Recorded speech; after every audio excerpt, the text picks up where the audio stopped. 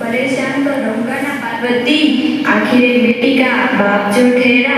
पार्वती, अब इसके हाथ पीले करने का समय आ गया है। पर हमारी आनंदी तो अभी सिर्फ 9 साल की है। अभी तो उसे पढ़ने लिखने और खेलने कूदने के दिन है। देख पार्वती, लड़की पराया धन होती है और जितना जल्दी इन्हें घर से विदा कर दे इतना अच्छा है। कल से आनंदी की पढ़ाई लिखाई बंद। और बापू, इसमें मेरी क्या गलती है? आप मुझे पढ़ाई करने क्यों नहीं देते? तेरी गलती है कि तू एक लड़की है। लड़का होती तो क्या बापू? लड़का होती तो क्या? ए लड़की, ज्यादा जबान ना चला, नहीं तो जबान फलक से खींच कर बाहर निकाल दूंगा। बापू, मैं पढ़ लिख कर कुछ बनना चाहती हूँ। मेरी पढ़ाई ना रोको बापू। आनंदी, तुझे पढ़ना है तो पढ़, लेकिन सारी उम्र बाप की छाती पर बोझ बनकर ना बैठ। पर बापू, अभी तो मेरी उम्र पढ़ाई लिखाई की है। मुझे पढ़ लिख कर डॉक्टर बनना है। पढ़ाई पढ़ाई पढ़ाई, आज तो तेरी इन किताबों का काम खत्म करके ही छोड़ूंगा। ये ले। नहीं बापू, मत फाड़ो, मत फाड़ो। नहीं बापू, मत फाड़ो। हट छोरी। नहीं बापू, ये तुमने क्या किया? तुमने मेरी इन किताबों को ही नहीं फाड़ा बापू, तुमने मेरी किस्मत फाड़ दी, मेरी किस्मत। यह कॉपी किताबें नासिक छोरों के हाथ में अच्छी लगती है, लड़कियों के हाथ में तो सिर्फ मेहंदी अच्छी लगती है, मेहंदी। पर बापू, मैं लड़की तो क्या हुआ? लड़का और लड़की तो हमारी दोनों आंखों के समान होते हैं। चुप कर आनंदी, और एहसान मान की अब तक तू जिंदा है। कहीं बचपन में गला दबाकर मार दिया होता तो यह तेरी बकबक नहीं सुननी पड़ती आज। पर बापू, मुझे चूल्हा जलाना अच्छा ना लगे। देख छोरी, जितना जल्दी हो तू चूल्हा जलाना सीख ले, इतना ही अच्छा है तेरे लिए। और हाँ, तेरा ब्याह तो होगा, वो भी करके कल। अगला जीवन है तुम्हारी यह कहानी। आंचल में है दूध और आंखों में है पानी। मुझे माफ कर दे बेटी, मुझे माफ कर दे। तेरे बापू के जीत के आगे मेरी एक ना चली। और इस प्रकार मात्र 9 साल की छोटी उम्र में आनंदी का विवाह गोपाल राम जोशी से हो गया। बाल विवाह एक सामाजिक अपराध है और इस क्रूरता का शिकार होना पड़ा आनंदी को। 5 साल बाद आनंदी 14 साल की हो गई है। उसके घर एक शिशु ने जन्म लिया है। देखते हैं आगे क्या हुआ। देखिए ना, इसके क्या हो गया है। इसका माथा तो अंगार की तरह तप रहा है। इसे तो बहुत तेज बुखार है। आप बिना कुछ ही बोलते हैं, दीजिए मुझे। माधव, माधव, जल्दी से वेद जी को बुला के लाओ। जी, अभी बुला के लाता हूँ। यहाँ तुम क्या कर रही हो आनंदी? मैं भगवान की विभूति लगा रही हूँ। बस करो आनंदी, ये सब अंधविश्वास है। अरे आप यकीन तो कीजिए, भगवान की कृपा से इसका माथा ठंडा हो रहा है और बुखार भी उतर गया है ना बाबू? देखिए, दीजिए मुझे। उठो बाबू, आंखें खोलो, तुम्हारी माँ बुला रही है। आंखें खोलो, देखिए ना इसे क्या हो गया है। आंखें भी नहीं खोल रहा है। आंखें खोलो बेटा, आंखें खोलो। आप चुप क्यों है? आंखें खोलो। आनंदी, हमारा बेटा अब कभी आंखें नहीं खोलेगा। नहीं, ऐसा नहीं हो सकता। मेरे बेटे को मुझसे कोई नहीं छीन सकता, कोई नहीं छीन सकता। पागल मत बनो आनंदी।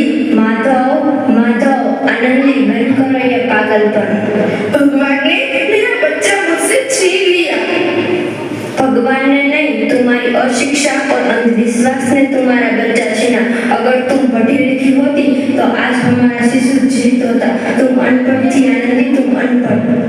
नहीं, अब मैं अनपढ़ नहीं रहूंगी, नहीं रहूंगी मैं अनपढ़। मैं पढ़ूंगी ताकि कल किसी और आनंदी को इलाज के अभाव में अपना बच्चा ना खोना पड़े। शाबाश आनंदी, और यही तुम्हारा अपराध के लिए प्रायश्चित भी है।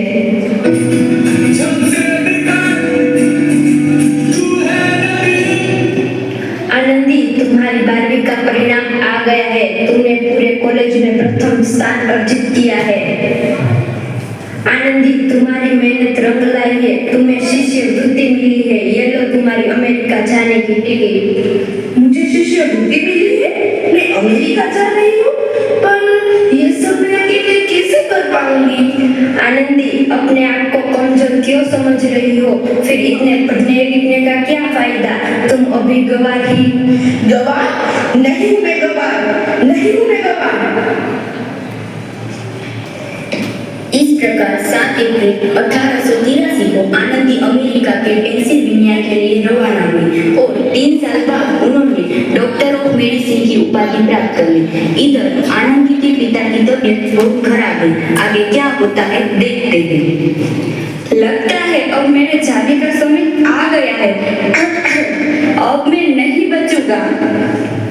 ऐसा मत बोलो, शहर के सिटी हॉस्पिटल में अमेरिका से डिग्री लेकर कोई बड़ा डॉक्टर आया है, एक बार वहाँ जाकर दिखा लेते हैं। हाँ, सही बोला भैया, कम से कम दिल को तसल्ली तो मिल जाएगी।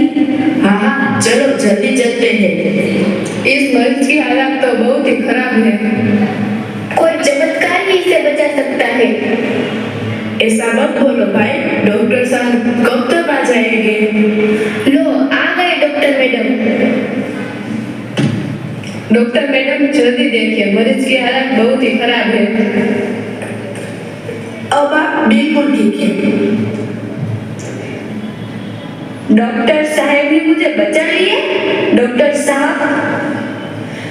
साहब नहीं, डॉक्टर मैडम बोलो, उन्होंने ही तुम्हें जीवन दान दिया है।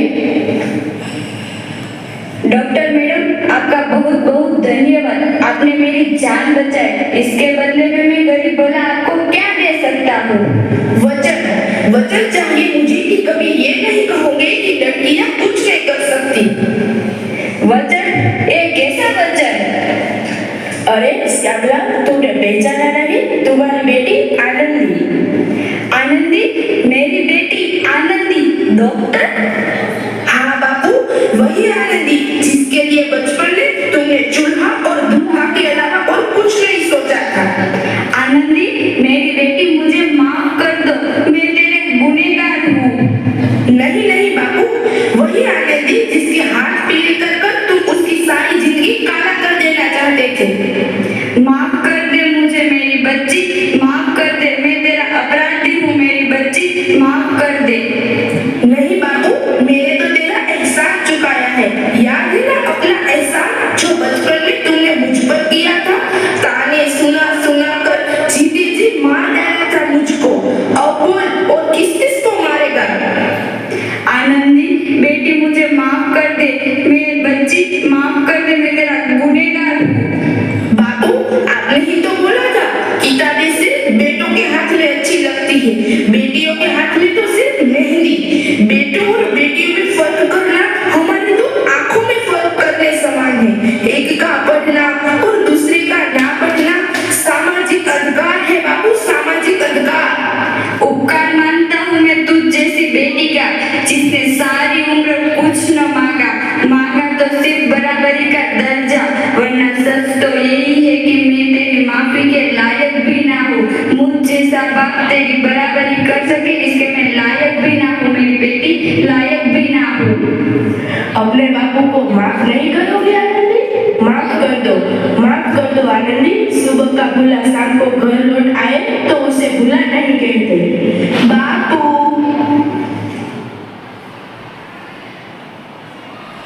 आनंदीबाई जोशी ने अपनी मेहनत और अटूट इरादे से न केवल भारत की पहली महिला डॉक्टर बनी, बल्कि आगे चलकर उन लड़कियों के लिए सुनहरा रास्ता दिखा गई जो जीवन में कुछ करना चाहती थी।